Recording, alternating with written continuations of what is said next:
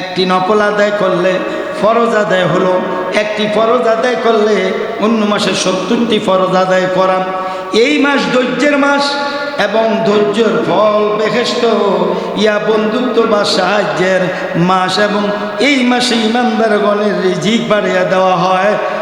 জোরে জোরে বলুন সুবহানাল্লাহ। এই মাস কি মাস? ধৈর্যের মাস। এই মাস কিসের মাস? কথা কর না কেন? কিসের মাস? ধৈর্যের মাস। আর ধৈর্যের ফল কি? বেহেশত। ধৈর্যের ফল কি? এই কথাটা কেন আসলো? কারণ নবীও জানে, আল্লাহও জানে, বান্দা রোজা রাখতে গেলে কিছু কষ্ট হবে। তাই বান্দা কি বলছে? বান্দা, আমার নবী বলছে উম্মতে আমার আল্লাহ বলে বান্দারে আমার ধৈর্য ধরো, একটু কষ্ট করে, যদি একটু কষ্ট হলো যদি আমি আল্লাহর ইবাদত বন্দেগী করো, এই ধৈর্যের ফল আমি আল্লাহ আমার রাসূলের মাধ্যমে ঘোষণা দিয়ে দিলাম, বেহেশত। বেহেশত। জোরে জোরে বলুন সুবহানাল্লাহ। এই মাসে ইমানদারগণের রিজিক বাড়ায় দেওয়া হয়। সুবহানাল্লাহ কর না।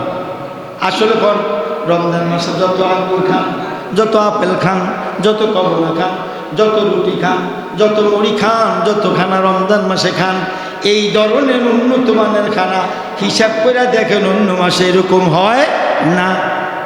খানা কোনো এই মাসে কম হয় না। ইফতারের সময় একবার খাইলাম, ইফতার করে এরপরে আবার খাইলাম, এরপরে আবার শোয়ার আগে দিয়ে খাইলাম, এরপর আবার সেহরির টাইমে খাইলাম।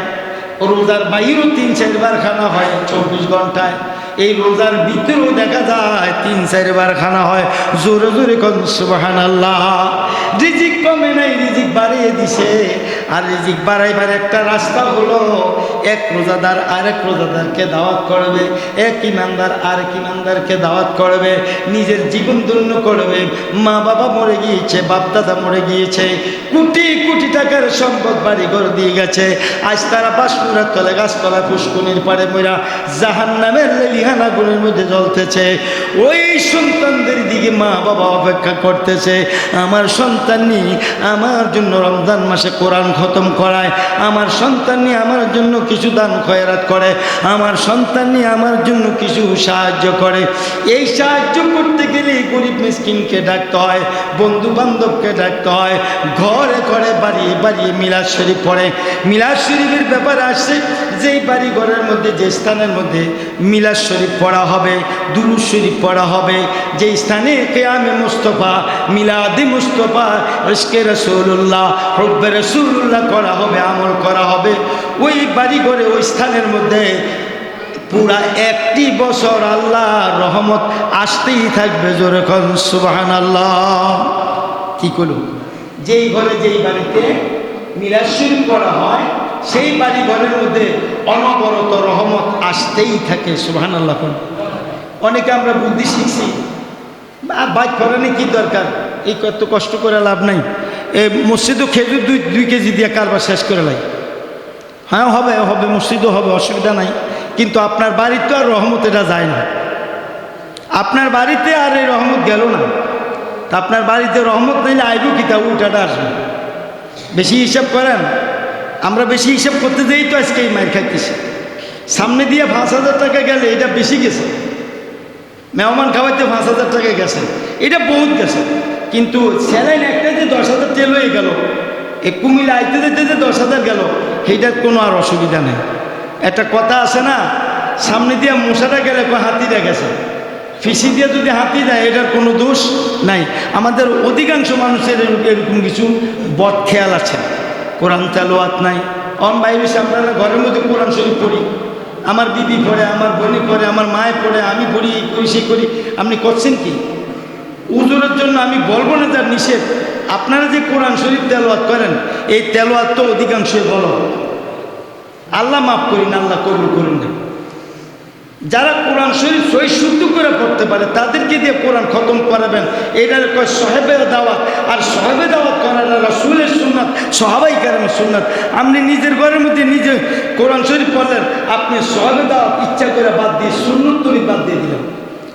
আপনি একখান দিয়ে কৌশল করছেন, আল্লাহ কয় কৌশল একখান দিয়ে করলে কি হবে, আমি আর একখান দিয়ে বাইর করে নিতে দেরি হবে। সালাতুন ইয়া রাসূলুল্লাহ আলাইকুম সালামুন ইয়া কথা ভাইয়েরা, বাবাজির আমার, বন্ধুরা আমার নবী বলেন ইতিকাফকারী রাসূল পাক সাল্লাল্লাহু আলাইহি সাল্লাম বলতেছেন, বলিয়াছেন যে ব্যক্তি রমজানের শেষ 10 দিন ইতিকাফ করিল সে যেন 2টি হজ ও 2টি উমরা আদায় করিল। বাইহাকি শরীফ। হুজুর সাল্লাল্লাহু আলাইহি সাল্লাম বলেন ইতিকাফকারী গুনাহ হইতে দূরে থাকে বলিয়া তার আমলনামায় অন্যান্য নেককারের সমস্ত নেকের সমান সওয়াব লেখা হয়। মিশকাত শরীফ। আল্লাহ তাআলা আমাদের সকলকে মাহে রমজানের ইজ্জত, আদব, সম্মান বজায় রাখার তৌফিক দান করুক। সকলে বলুন আমিন। ওয়ামান কানা মারিদান আও আলা সাফারিন ফাইদ্দাতুম মিন আইয়ামিন উখার। জোরে জোরে কোন সুবহানাল্লাহ। আলোচনা শেষ পর্যায়ে ইসলাম আদব রাখবেন। আরেকটা শোনেন, রোজা রাখা অবস্থায় কিছু খাওয়ান যায়নি? সবাই কথা বলেন না কেন?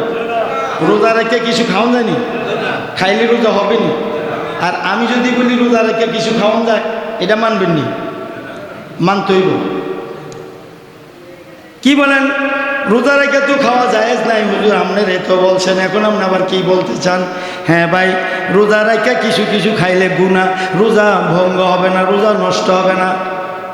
সেটা কি মনে করেন আপনি রোজা রয়েছেন? এটা মাসলার কথা বলছি। রোজা রেখা আমি পেট ভরা ভাত খাইয়া লাইছি। কি খাইছি? পেট ভরা ভাত খাইছি, অথবা পানি খাইছি, অথবা কিছু খাইছি। খাওয়ার পরে খেয়াল হলো আমি না রোজা রয়েছি, আমি কি রয়েছি। এরপরে খেয়াল হওয়ার পরে আর কিছু না খাইলে, এই পেট ভরা খাওয়ার পরেও রোজা আল্লাহর দরবারে কবুল। জোরে জোরে কোন সুবহান। কথা বুঝলেন তো? এটা কিন্তু মাসলা চাই না আবার জালালি সে ভুল বলছে এরকম না। পেট ভরে খাইছে, খাওয়ার পরে কি রে আমি না রোজা রয়েছি। এই রোজা রয়েছি বলে হলে আর কিছু না খাইলে আপনার রোজা কবুল, এই রোজা হয়ে যাবে আলহামদুলিল্লাহ। কোন আরেকটা জিনিস খাইলে রোজা ভঙ্গ হইতো না, এটা কি জানেন? কোরআন শরীফের উপরে যদি সুমা খান। কোরআন শরীফের উপরে কি অনেক মা বোনেরা কোরআন শরীফ পড়ে না, শেষে দিয়ে সুমা দেয়নি, এই সুমা খান। এই সুমা খাইলে রোজা ভঙ্গ হবে না। সুবহানাল্লাহ কোন। আরেকটা জিনিস খাইলেও রোজা ভঙ্গ হইতো না। হাঁটতে আসেন রাস্তা দিয়া, হঠাৎ করে একটা মুষ্টা খাইলাম। কি খাইলাম? খান না নিয়ে এরকম। এই মুষ্টা খাইলে রোজা ভঙ্গ হয় না, সুমা খাইলেও রোজা ভঙ্গ হয় না। সুবহানাল্লাহ কোন। আমার ভাইয়ারা রে, আল্লাহ যে কত মায়া কত দয়া আমরা রে করেছে। সুতরাং রোজাদারের রোজা ভঙ্গ হবে না যদি কোরআন সুন্নাহ মতে আমল করো। আমার ভাইয়েরা, অজান্তে অজন্তে বেখেয়ালে অনিচ্ছায় যদি কেউ কিছু খাইয়া নাও, হাঁটতে আসে সদায় আছে, খাইয়ে লিছে, মনেই নেই রোজার কথা। এই ধরনের মাসলাটা এই জন্যই বলছি, যদি কেউ এরকম ভুলে খাইয়ালাম, সামনে আর খাইবেন না। মনে হওয়ার সঙ্গে সঙ্গে আর খাইবেন না। যদি আবার মনে হওয়ার পর মনে করেন খাইয়ে জন্মাইছি, তো রোজাই শেষ, নে আরও খাই না, আর খাওয়া যাবে না। ওই অবস্থাতে আপনি স্টপিজ হয়ে গেলে আপনার রোজা হয়ে যাবে, আর কাজও করতে হবে না, কিছু করতে হবে না। কারণ এই ভুলটা তো আল্লাহর তরফ থেকেই হয়েছে, ঠিক কি না? আবার চাই এই বাহানা করি না, হুজুরজন একটা কইছে, এর মাঝে মাঝে কইকাম আল্লাহ যা করে এরকম আবার করি না ভাই। ওমা তৌফিক ইল্লা বিল্লাহ। যারা সুন্নাত পড়েন সুন্নাত পড়েন।